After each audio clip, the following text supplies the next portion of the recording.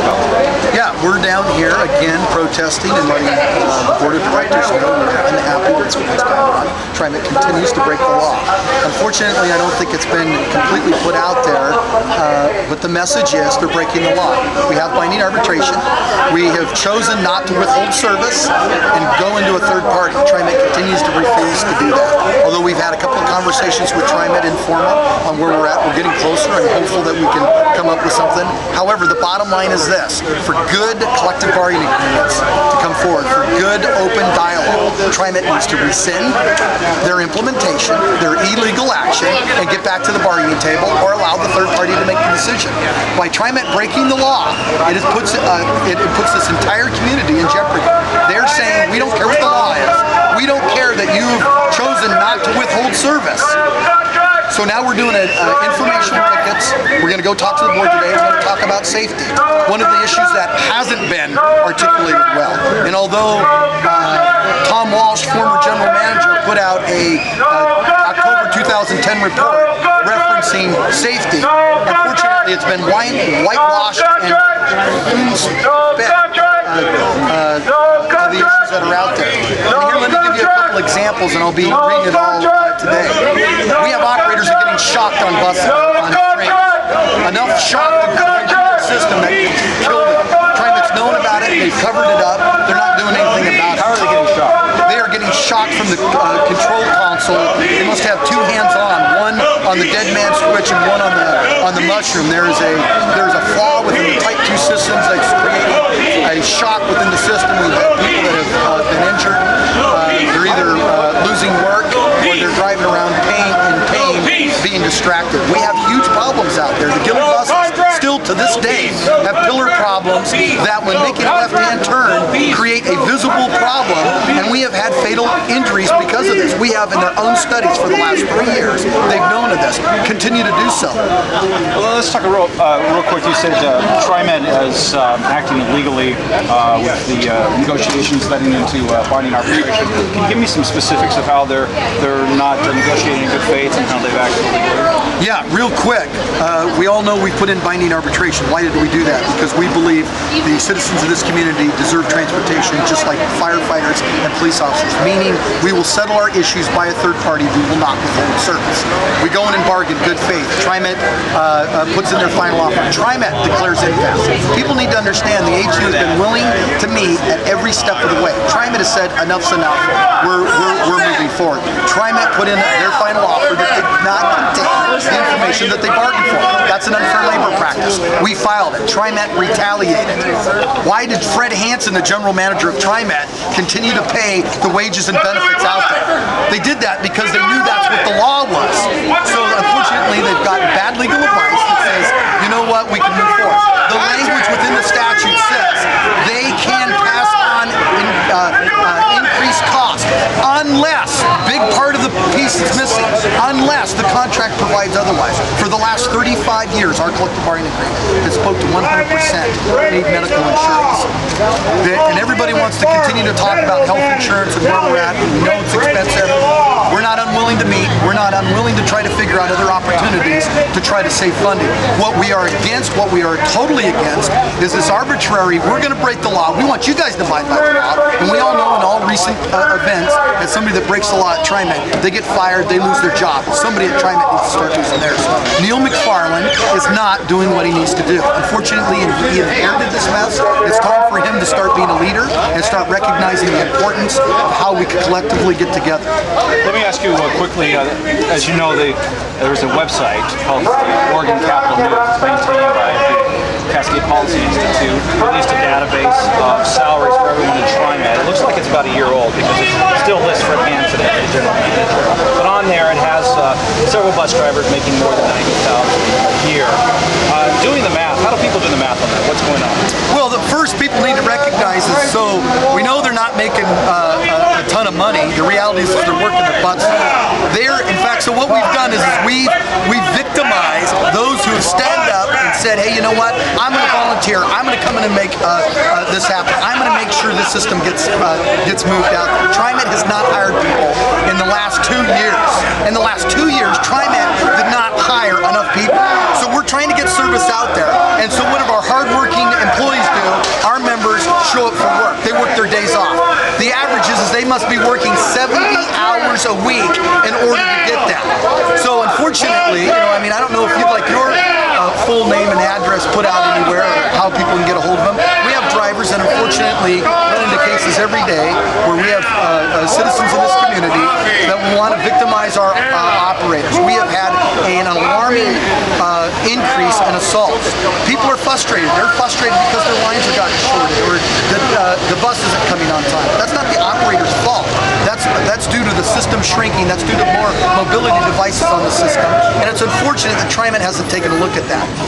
$100,000 a year. It makes a nice story, but the reality is we've heard this all before.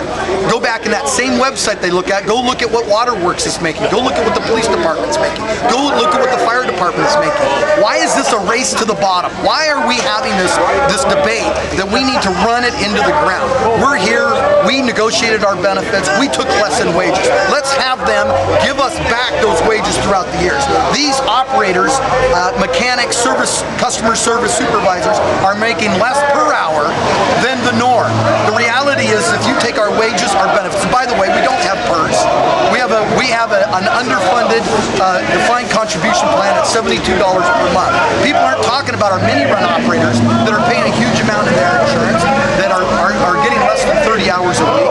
People are only looking at what they want to look at, and it's unfortunate. I think most people who ride the bus, who are passengers in TriMet, don't know the difference between a mini-run bus driver, a part-time bus driver, a regular bus driver. Do you think that the union needs to do more to educate the public about what these salaries mean, what's being paid by who?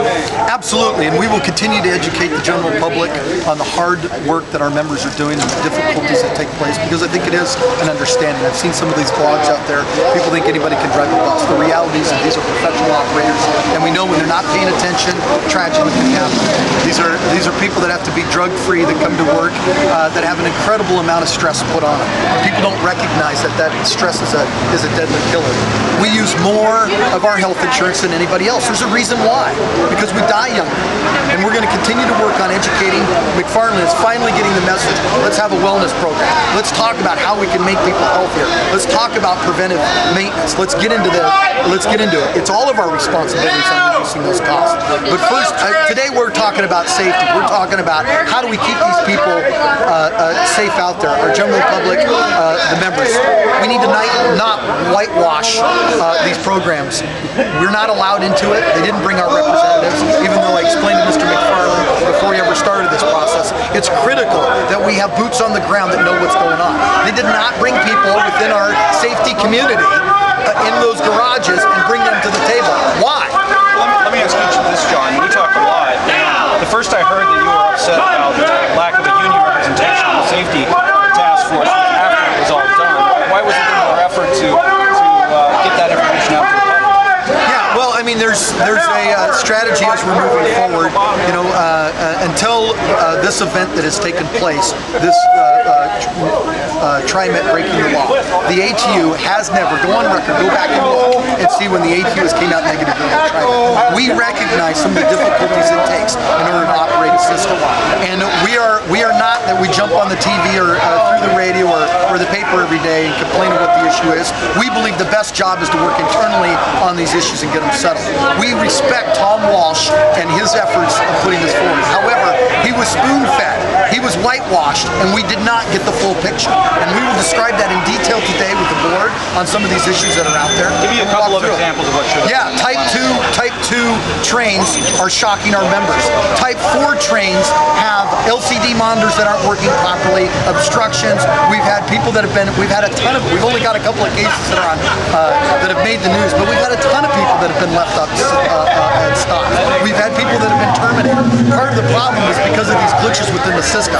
They've had seamen out there working, which is the contractor, working night and day to try to solve some of these problems. They're not telling anybody about it. We have the Gilly system that we have problems that continue to create obstructions when people are making left-hand turns. Their own evidence shows that. We've had fatalities. When is it going to stop? When is TriMet going to actually get to real results? And the first step is taking some of our hard-working individuals and putting them forward. Union representation needs to be involved in it. Our collective bargaining agreement speaks to the collective of both of us and our safety on it. However, they continue to have their things and not involved, and that's unfortunate. Speaking about the risk of you were talking about the risk of the left-hand turn.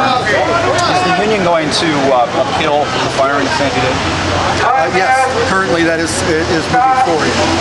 We have a 3-step process in the grievance. It continues to move forward. It's working through that system. Ultimately, the executive board will make the decision on a recommendation, and then it'll go to the membership. That has not taken place yet. Okay, one last question. We were talking about the overtime that's being worked by a lot of drivers. And you're saying in order for a driver, an operator, to get $100,000 a year, they have to be working about 70 hours a week.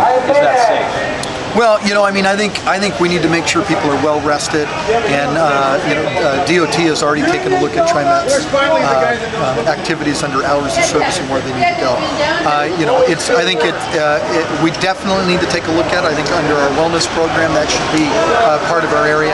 I know that we do have a pretty strict system on making sure people are fit for duty as they come to work. But the reality is, we all know if you work too much, you get burned out, and it can create problems. Bottom line is TriMet, so we need the system to work, so it sounds like we need to have more people there. There's a reason why they keep working this. So now those who are overachievers or helping to, are willing to help out are now being the victim of, hey, they're making too much money. We absolutely want to put safety first. That's what we're here to talk about today, safety. And we're here to talk about, again, TriMet's inability to come to the table and continue to break the law. When we break the law, we go to jail, we lose our job. It's time that somebody at TriMet management starts losing their job. So give me those names. Yeah.